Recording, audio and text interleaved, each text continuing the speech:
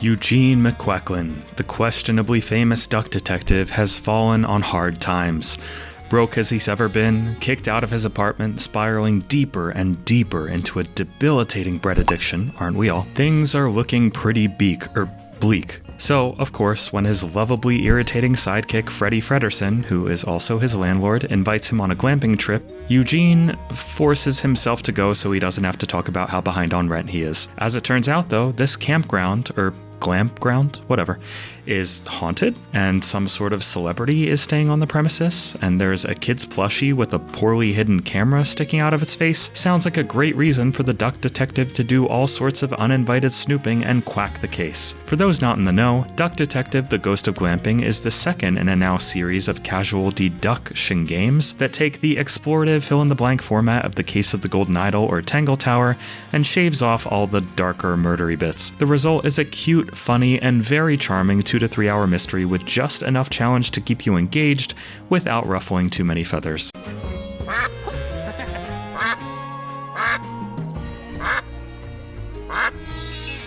Real quick though, if you think our content and my duck puns are thoroughly spectacular, do us a favor and remember to like this video, subscribe to the channel, and consider a membership to our Patreon, where you can get cool perks like early access to our weekly podcast, a shout out at the end of each video, and an invite to our ultra exclusive and fantastically wholesome Discord community. Look, I'm not that difficult to please. Give me a cute cartoon duck, give him a magnifying glass, and match him with a voice actor whose hard-boiled, noir-tinted performance plays it just straight enough to be hilarious, and there's no way a bad game is coming out of it. Thankfully, Duck Detective: The Ghost of Glamping takes everything that was good about its freshman outing and, well, pretty much does more of it. With the exception of now having Freddy following you around so closely that he's either a very enthusiastic sidekick or a very talkative tumor, virtually every single mechanic from the original Duck Detective remains intact here and relatively untouched, making it an experience almost solely meant for those who have played the first game and enjoyed it enough to play more. Hey, that's me! But for the uninitiated, let's take a brief tour of the basics.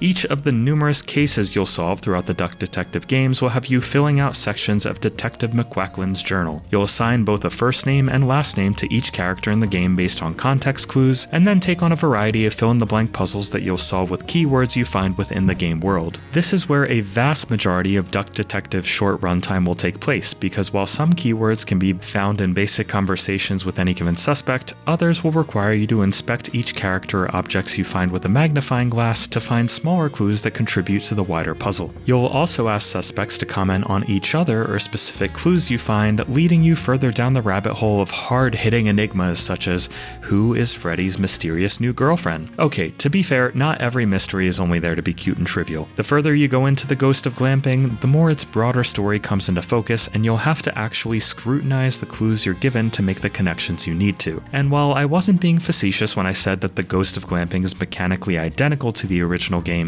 there are some minor improvements here that I appreciated. For one, most of the deductions you make in the Ghost of Glamping generally make sense, despite a couple of late game cases that required a logical hop, skip, and jump. That's still a material improvement from the original title though, because while I very much enjoyed my time with the original Duck Detective, some of its mysteries felt less like carefully constructed capers and more like totally aimless guesswork where I'd stitched together clues that the game seemingly pulled out of its butt. The Ghost of Glamping isn't immune to this issue, since by the end of the game I was eagerly waiting for Duck Detective's full recap of events since I wasn't completely sure myself, but for the most part it was nice to feel like I was generally along for the ride. Another improvement is that the humor in the Ghost of Glamping felt more consistent to me. From beginning to end, the game is full of goofy gags and charming little quirks that kept me smiling even in times that I was left scratching my head on how to connect one clue to another. By contrast, the original game's humor eventually gave way to a surprisingly self-serious mystery that seemingly forgot its roots of being a game about a duck in a trench coat, so I appreciate that the sequel is a little bit better at reading the room. Just like the original game, prospective detectives can choose between the sleuth mode, which is the standard difficulty, or the story mode, which maintains the same overall puzzle difficulty but gives more clear indicators when you've done something incorrect. While my review of the original title left me torn on which of these to recommend due to the aforementioned obtuseness of its late game cases, no such caveat exists here, and I'd recommend anybody interested in the actual gameplay to start on sleuth mode and only change to story difficulty if you find yourself struggling. The Ghost of of Glamping's presentation is also nearly identical to the original game, and that's in no way a bad thing. Each character is presented as a paper cutout that shimmies and wobbles its way through an isometric game world, with each environment being full of cute little touches and interactable objects to knock over just for the sake of it. The music isn't something I'll be adding to my Spotify playlist anytime soon, but it does a great job of delivering some film noir vibes with the tongue-in-cheek feel of a Nickelodeon cartoon. If anything is the star of the show presentation-wise, it's the voice acting. Every character here is voiced with great enthusiasm, but there is no beating the voice actor playing the Duck Detective himself, Sean Chiplock, who does a fantastic job of being the exact right combination of dry and melodramatic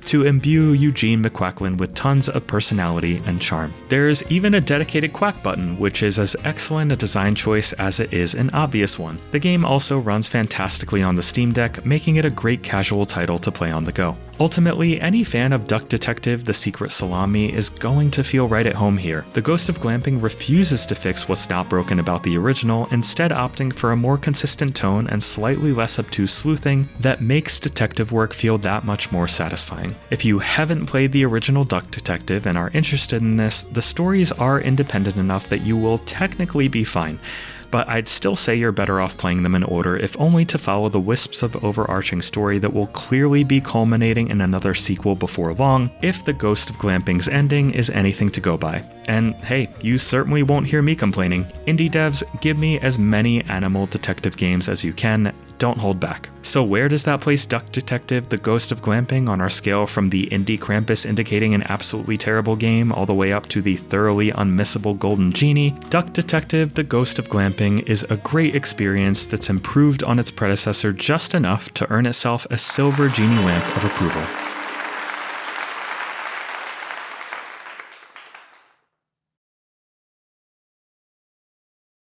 The early bird catches the criminal. The Duck Detective story. 3 schmark last month.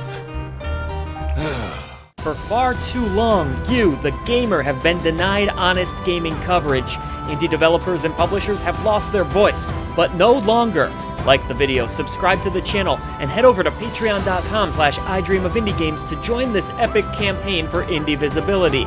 The echo chamber trembles as our message grows louder. Voice to the voiceless.